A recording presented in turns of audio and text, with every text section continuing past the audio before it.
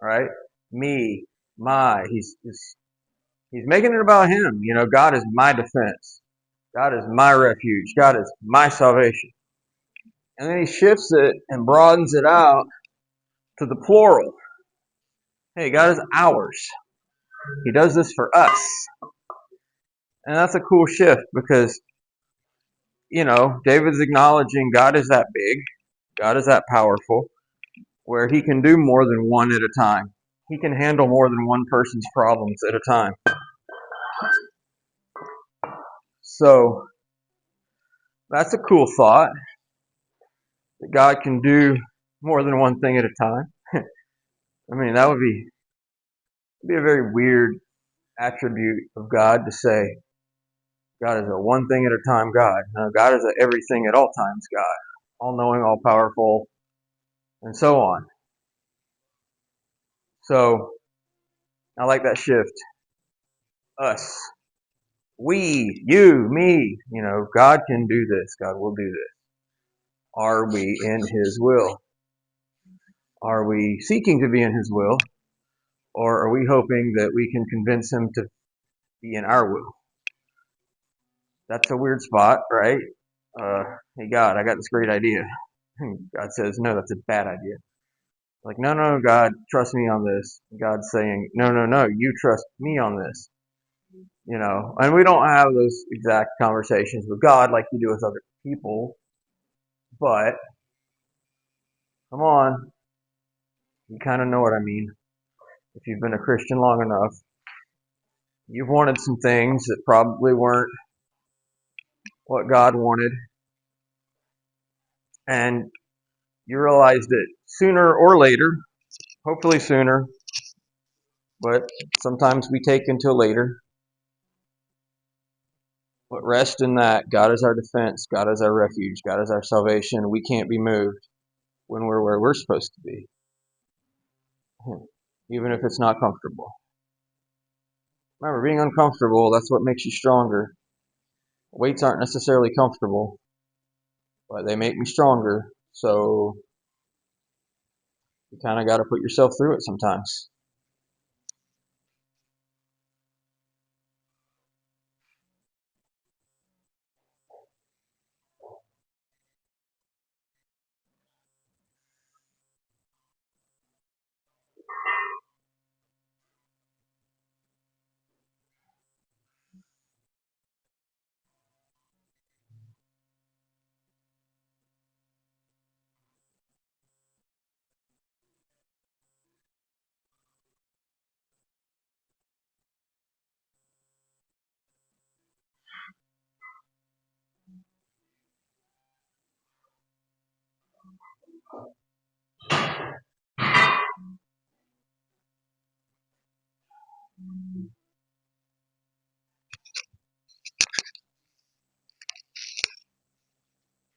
Getting a little toasty in here, man. That's what happens when you move. You get warm. All right, so here we go.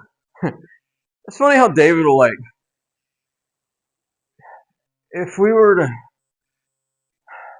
I guess, and maybe some more modern translations help communicate this a little bit better. David will really throw shade at people.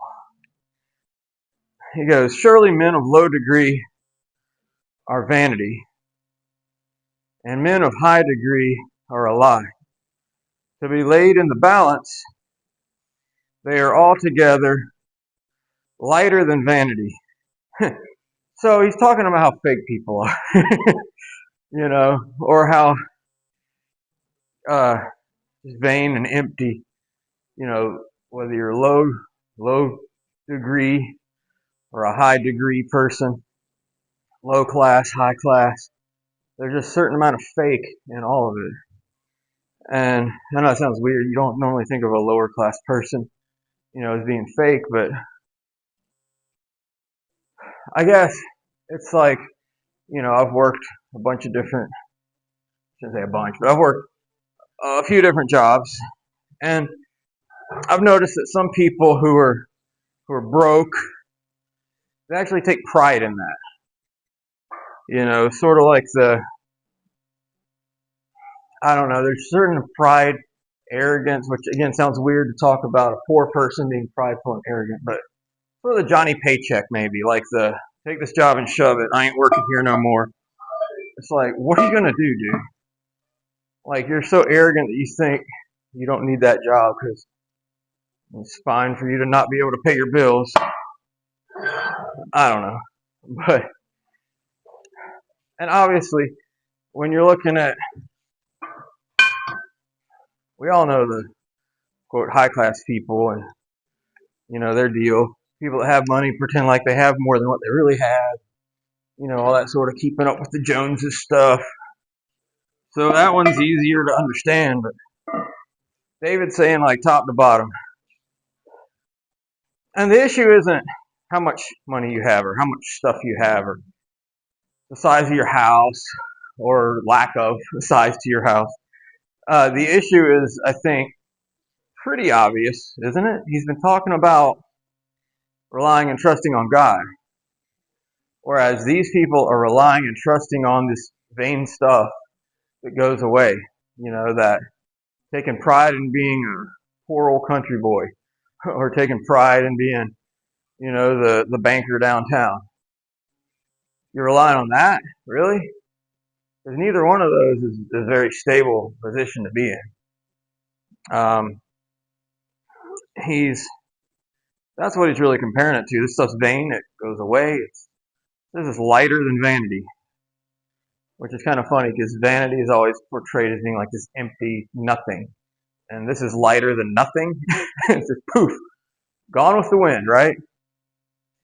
Trust not in oppression, and become not vain in robbery. If riches increase, set not your heart upon them. So he goes on with this idea a little bit. God has spoken once. Twice have I heard this, that power belongeth unto God. Ah, okay. So we're talking about that idea of taking back the power, taking down the powerful. They're fighting visibly what they think they're fighting and what they're actually fighting, are two different things. Again, the whole wokeness idea, most of those people have no idea. I know the people at the top, at the forefront, the people that wrote the books. I mean, some of them are dead now, but they all were intentionally fighting God and fighting biblical truth. But most of their followers just have no idea because they don't understand that there's a world beyond what we see. They don't understand the spiritual world, the spiritual forces, the spiritual struggle that's out there. So all they see it is, oh yeah, here's mean rich guy, let's take him down. And that's not what the fight's ever been about. And David knows this thousands of years ago. So again, wokeness isn't a new idea. It's just a new name for the same old thing.